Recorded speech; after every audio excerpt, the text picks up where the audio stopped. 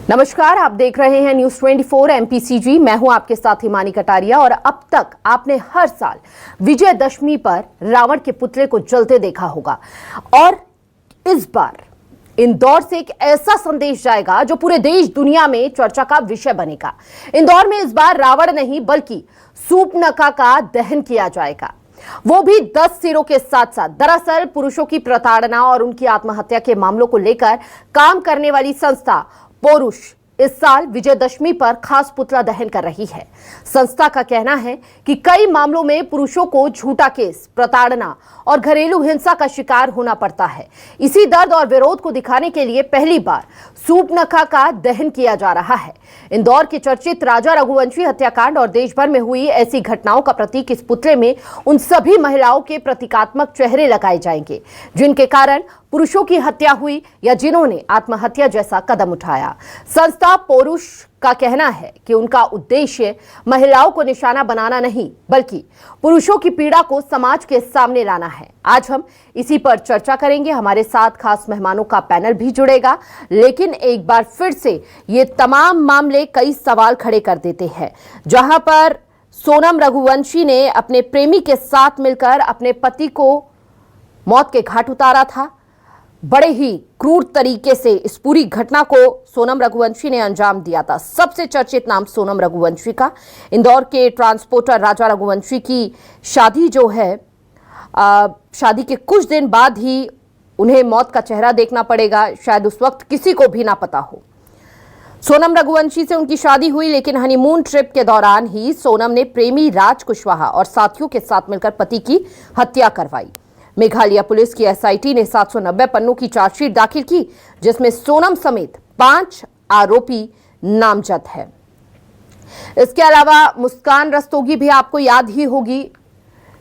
इसके साथ साथ कई ऐसे महिलाएं जिन्होंने अपने पति, बच्चों के साथ बेरहमी से कई जघन्य घटनाओं को अंजाम दिया है। आज हम इसी मुद्दे पर चर्चा करेंगे, लेकिन सोनम रघुवंशी का नाम सबसे ज्यादा चर्चा में इसीलिए क्योंकि एक बड़ी कहानी सोनम द्वारा रची गई और अपने आप को बेगुनाह साबित करने के लिए भी वो तमाम कोशिशें करती रही। लेकिन कहते हैं कि बुराई का अंत होकर ही रहता है, और सोनम के केस में भी कुछ ऐसा ही हुआ।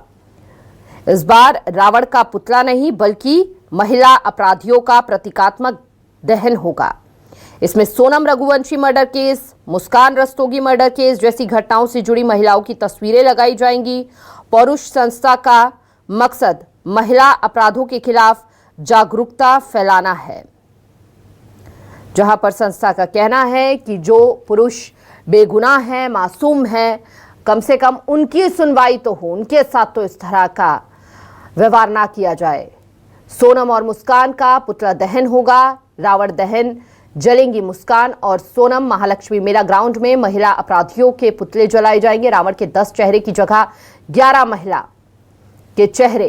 ये वो महिलाएं हैं जिन्होंने बड़ी ही बेरहमी से अपने पतियों को मौत के घाट उतारा, अपने बच्चों को मौत के घाट उतारा। इस बार इंदौर में दशहरे पर सूर्पनखा का पुतला जलेगा और उस सूर्पनखा की शक्ल में सोनम, मुस्कान जैसी जघन्य अपराध करने वाली महिलाओं के फोटो होंगे।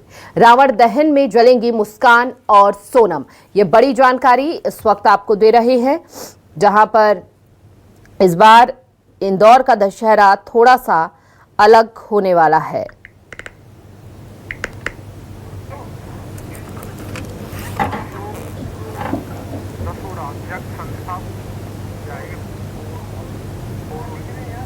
ठीक है मैडम, एक गेस्ट जुड़े हैं, ये अशोक रोड़ा। तो इस विषय पर बात करने के लिए हमारे साथ खास मेहमानों का पैनल जुड़ चुका है। उनसे तारुफ करवा देते हैं। हमारे साथ अशोक दशोरा जी जुड़े हैं, अध्यक्ष है संस्था के, पौरुष संस्था के ये अध्यक्ष है। बहुत बहुत स्वागत है आपका अशोक जी। और साथ ही हमारे साथ जुड़ चुकी है ब्रीज त्रिपाठी, भी सामाजिक कार्यकर्ता है भोपाल से। आपका भी बहुत बहुत स्वागत है। मेरा पहला सवाल जो है अशोक जी आपसे ही है, क्योंकि आपने इन 11 महिलाओं को जलाने की ठानी, और हालांकि दशहरा जो है वो बुराई पर अच्छाई का प्रतीक पर्व है, लेकिन ये समाज की वो बुराइयां जिनका आप संदेश देना चाहते हैं कि हर बार जो है पुरुषों की गलती वाला स्टैंप है, इस बार नहीं चलेगा?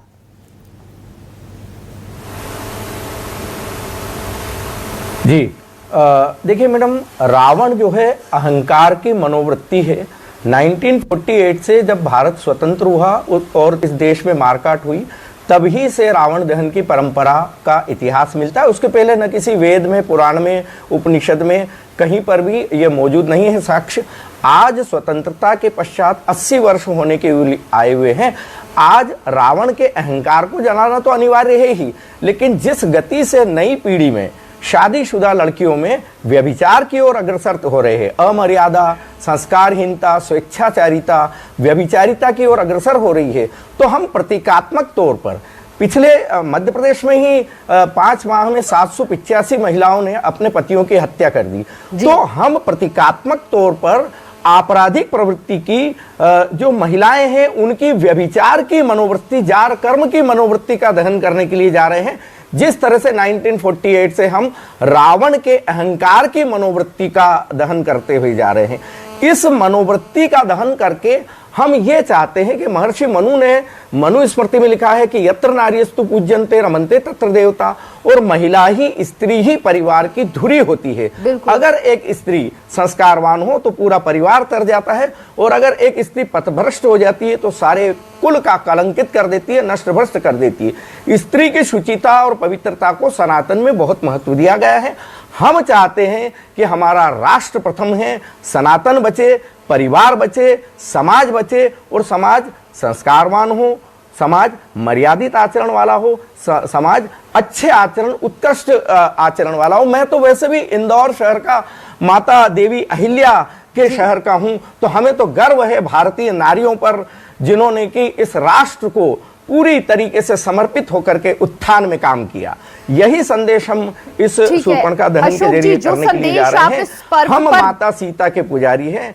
ठीक है, जो संदेश आप इस पर्व पर देना चाहते हैं, क्या जमीनी स्तर पर वो मैसेज पहुंच पाएगा? जी। क्या इस तरह के अपराध रुक पाएंगे? जी, जिस तरीके से, जी मैडम, जिस तरीके से हमने 11 चेहरों का शूर्पणखा बनाई है, इसमें सभी 11 ही महिलाओं ने बहुत ही जघन्य तरीके से, बहुत ही निष्ठुरता से, बहुत ही सुनियोजित आपराधिक षड्यंत्र के जरिए अपने पति, या जैसे सूचना सेठ है, उन्होंने अपने 4 साल के बच्चे का कत्ल सिर्फ इसलिए कर दिया कि माननीय न्यायालय के आदेश के अनुसार महीने में एक बार अपने एनआरआई पति से बच्चे को न मिलवा पाए। गोवा में जाकर के होटल में कत्ल कर दिया और सूटकेस में भर के ले जा रही। ये कौन सी प्रवृत्ति है? हमारे भारत में तो पूत सपूत सुने हैं, लेकिन माता नहीं कुमाता। अब इस तरह से अगर कुमाताएं बढ़ जाएगी तो फिर ये तो राष्ट्र नष्ट भ्रष्ट हो जाएगा, सनातन खत्म हो जाएगा। हम चाहते हैं कि सनातन बचे, परिवार बचे, समाज बचे, राष्ट्र बचे। और ये राष्ट्र जो कि विश्व गुरु कहलाता है, इसमें इस तरह की मनोवृत्तियां कैसे पैदा हो रही है? इन मनोवृत्तियों का दहन करके समाज को संदेश देना जा रहे हैं। हम ये चाहते हैं कि जिस प्रकार से इंदौर स्वच्छता में पूरे राष्ट्र में प्रथम है, इंदौर संस्कार में, इंदौर मर्यादा में, इंदौर स्वच्छ आचरण में, इंदौर परिवारों को बचाने में भी पूरे विश्व में प्रसिद्ध हो। यह हमारा संदेश है। लेकिन क्या महिलाओं का पुतला जलाना एक सही संदेश है? क्योंकि कानून तो अपना काम कर रहा है सर। जी देखिए, महिलाओं का पुतला हम जलाने के पीछे हमारा प्रतीकात्मक है। रावण के अहंकार का प्रतीकात्मक स्वरूप जो है उसका दहन किया जाता है। वरना रावण तो प्रकांड पंडित था, बहुत बड़ा संगीतज्ञ था, जटाटवी गलज्ज्वल प्रवाह पावित स्थले शिव तांडव का रचयिता था, चारों वेदों का ज्ञाता था, सारे पुराणों का ज्ञाता था, शंकर जी का महान भक्त था, त्रिलोकी और त्रिकाल जयी था। लेकिन उसके एक अहंकार ने शूर्पणखा के द्वारा बरगलाया गया, झूठ बोला गया कि भाई मैं तो विश्व सुंदरी माता सीता को देखने के लिए गई थी और मेरी नाक काट दी, जबकि नाक काटी है उसके अनैतिक प्रस्ताव के कारण लक्ष्मण ने कुपित होकर के। आज भी यही स्थितियां हैं। जो बुरी प्रवृत्ति, मनोप्रवृत्ति वाली जो महिलाएं हैं, वो अपने भाई और अपने पिता को जिस तरह से रावण को बरगलाया गया था, वैसा बरगला करके सारे के सारे परिवार ससुराल पर झूठे केस लगा देती है, जिसमें दहेज होता है, घरेलू हिंसा होता है, 498 होता है, 376, 377, 354, ये सारी धाराएं लगा करके अपने भाई और अपने पिता को रावण की तरह बरगला करके इस समाज को नष्ट भ्रष्ट करी, उस मनोवृत्ति को हम दहन करने के लिए जा रहे हैं। हम ये चाहते हैं कि हमारी बहनें, हमारी बेटियां, हमारी बहुएं झूठे केस दर्ज न कराए। अगर सत्य में आपके साथ में कोई पीड़ा प्रताड़ना, अब सुप्रीम कोर्ट के माननीय अरिजीत पसायत ने कहा है कि महिला से संबंधित जो 498 and domestic violence are 95% false, fake and fabricated. तो अब ये तो माननीय सुप्रीम कोर्ट बोल रहा है, तो अगर इस तरह का होगा तो समाज बचेगा कैसे मैडम? मेरा ये निवेदन है कि हर बहन का भाई होता है, हर बेटी का पिता होता है। हम जो है फेमिनिज्म के, घोर फेमिनिज्म के वेस्टर्न कल्चर को लेकर के हम अपने पिता, अपने पति, अपने बेटे और पुरुष के हम जो दुश्मन क्यों बने?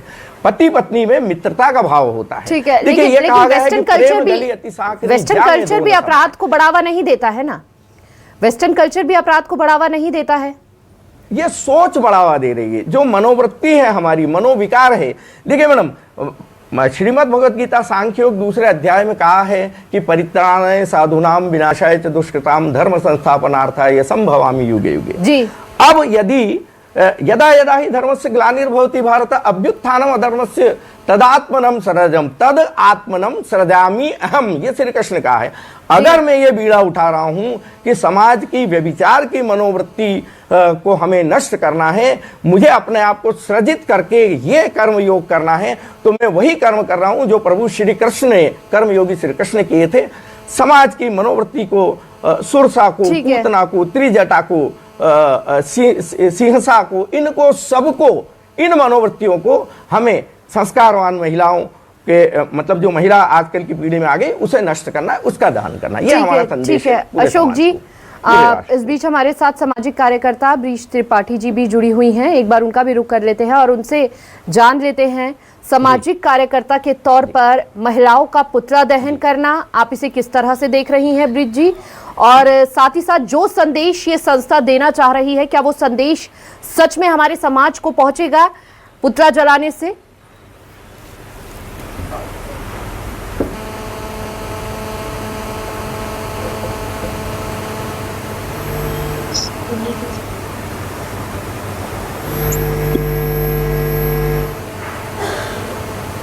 ब्रिज जी, आप तक आवाज पहुंच रही है?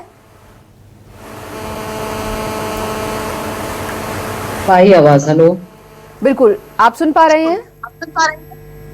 जी, मैं सुन पा रही हूँ जी। जिस तरह से बिल्कुल संस्था पौरुष जो है वो ऐसे जघन्य अपराध करने वाली महिलाओं का पुतला जला रही है ताकि समाज में संदेश मिल सके, लेकिन आपको लगता है कि ऐसा करने से इस संस्था के समाज में वो संदेश पहुंच जाएगा? और महिलाओं का पुतला जलाना आप किस तरह से देख रही हैं, क्या प्रतिक्रिया है आपकी? देखिए, सबसे पहली बात महिला या पुरुष के पुतले का नहीं है जी। चर्चा का विषय बेसिकली क्या है कि भीड़ का जो ये निर्णय है कि दशहरे पर रावण की जगह सोनम का पुतला जलाया जाए, ये समाज में फैले आक्रोश को और गुस्से को दर्शाता है। मैंने माना कि प्रतीकात्मक रूप से अपराध के विरोध का संदेश तो देता है, लेकिन भीड़ की मानसिकता, न्याय प्रक्रिया और हमारे सामाजिक मूल्यों पर एक गंभीर सवाल भी खड़ा करता है जी। देखिए, जैसे अगर आप मेरा विचार किसी व्यक्ति विशेष का पुतला जलाना इस पर्व की जो सार्वभौमिक भावना है, उस भावना को व्यक्ति क्रोध में बदल देता है। अगर हम ऐसा करते हैं तो ठीक है ना, ये एक व्यक्तिगत दिखता है। और सभ्य समाज में न्याय का अधिकार न्यायपालिका के पास होना चाहिए, ना कि भीड़ के फैसलों के हाथ पे। और हम ऐसे प्रतीकों को अगर स्वीकार करने लगेंगे तो यह भीड़ तंत्र को बढ़ावा देगा, जो बेहद खतरनाक होगा। और समाज का कर्तव्य है कि वह तेज और निष्पक्ष न्याय की मांग करें, ना कि सांस्कृतिक परंपराओं को गुस्से में बदल दें कि आज मुझे गुस्सा आया तो मैंने किसी की एफिकी जला दिया, किसी का पुतला जला दिया। राजनीति में तो ये ठीक लगता है, लेकिन अब एक महिला का पुतला जलाने की बजाय इस पर्व को एक जागरूकता अभियान के रूप में हम इस्तेमाल कर सकते हैं कि हम कोई नुक्कड़ नाटक या शपथ ग्रहण या कोई अपराध के खिलाफ कोई जन संदेश करते हुए इस चीज को हम आगे बढ़ा सकते हैं। जी, मैं जनता की भावना को समझती हूँ, लेकिन एक सामाजिक कार्यकर्ता के रूप में मेरा मानना है कि इस गुस्से को सकारात्मक सामाजिक सुधार की ओर मोड़ना जरूरी है। न्याय केवल अदालतों के हाथ में रहना चाहिए और त्योहारों को हमें एकता, नैतिकता और बुराई के खिलाफ सामूहिक शक्ति का प्रतीक बनाए रखने की पहल की ओर हमें जाना चाहिए। जी आप ब्रिज जी, समझ रहे ना, त्योहारों को बिल्कुल हम शक्ति का प्रतीक बनाएं, बिल्कुल, ना यानी कि कि अपने एक गुस्से ये का प्रतीक बनाएं। बिल्कुल संस्कृति से भी छेड़छाड़ वाली बात हो गई कि संस्कृति से भी आप छेड़छाड़ कर रहे हैं, और ये एक नेगेटिव, क्योंकि हर एक व्यक्ति फिर यही कहेगा कि इसको इस तरह से न्याय मिलना चाहिए, या अपने हाथ में वो कानून लेने वाली बात हो जाती है। ये भी एक बड़ा संदेश जो है समाज के बीच पहुंच जाता है ऐसा करने से। लेकिन आपसे एक चीज और जानना चाहूंगी, क्योंकि जब ये पूरा का पूरा मामला सामने आया, सोनम रघुवंशी का हो, मुस्कान केस हो, तो सोशल मीडिया पर अलग अलग प्रतिक्रियाओं की बाढ़ आ गई। कुछ लोगों का यह भी कहना था कि इतने सालों से महिलाओं के साथ अपराध हो रहा है, तब इतना आक्रोश कहां था, तब तो चुप थे, क्योंकि यहाँ पर महिलाओं को तो आपने ले ही रखा था कि भाई अगर उनके साथ मारना पीटना है तो ये तो नॉर्मल चीज है। लेकिन अब जब महिलाएं ऐसा कर रही हैं तो आपको बहुत, जो गलत है वो गलत है, लेकिन सोशल मीडिया में इस तरह की प्रतिक्रियाएं जरूर सामने आई हैं, तो इसको आप किस तरह से देखती हैं? देखिए, जो गलत है वो गलत है, आपने बिल्कुल ठीक कहा। और अगर महिलाओं के साथ सदियों से ऐसा होता आ रहा है, मैं बिल्कुल मानती हूँ, ऐसे तो बहुत सारे जाति वेद सबके साथ भी होता आया, लेकिन वही अगर हम परंपरा दोहराते ही रहेंगे कि तुमने मुझे ऐसा किया, तो बदले की प्रतीकात्मक हम भी करते रहेंगे, तो ये समाज देखिए कभी भी एक अच्छे समाज के रूप में परिवर्तित नहीं होगा। अब जहां तक मैं महिलाओं की बात करूं, तो जो मातृशक्ति होती है, जो माँ होती है, हमारे अंदर जो ममता होती है, हम असल में पुरुष से बहुत अलग है इस मामले में। हमारी भावनाएं, हमारी सोच, ये समाज को बनाता है। एक पुरुष समाज नहीं बनाता, स्त्री समाज बनाती है। अगर समाज बनाने वाली स्त्री ही अगर मान लीजिए गलत दिशा की ओर उसका कदम जाता है, तो फिर सोचिए ये समाज किस खाई में गिर जाएगा, इस समाज का पतन हो जाएगा। और आज समाज का पतन इसलिए हो रहा है कि स्त्री भी ऐसा सोचने लगी है। और बात बदले की कार्रवाई नहीं है कि तुमने मेरे साथ किया किसी जन्म में, तो मैं इस जन्म में तुम्हारा बदला ले रही हूँ, इससे कुछ होना नहीं है। और जहां तक की बात है कि इतने सालों से स्त्री के साथ हुआ तो पुरुष समाज चुप रहा, ऐसा भी नहीं है। कई पुरुष ऐसे थे जो उस पर जिन्होंने रिएक्ट किया। हमारे यहाँ पे बहुत सारे महान लोग हैं जिन्होंने स्त्रियों के अधिकारों के लिए लड़ाइयां लड़ी और लॉ बदला। स्त्रियों ने भी ये किया कि बहुत सारे पॉश जैसे लॉज इसीलिए तो आए। तो देखिए, ये तरीका नहीं होता। बदला लेकर आप समाज के लिए कुछ नहीं करो, ये तुम्हारा व्यक्तिगत फायदा, व्यक्तिगत स्वार्थ है जो तुम एक समाज में एक असामाजिक तत्व की तरह फैला रहे हो। तो मैं इस पर बिल्कुल भी इसके साथ में नहीं हूँ, पक्ष में नहीं हूँ। मैं मानती हूँ स्त्री का स्त्रीत्व वो है कि वो सभ्य है, सौम्य है और मन की सुंदर है और वो समाज का निर्माण करती है।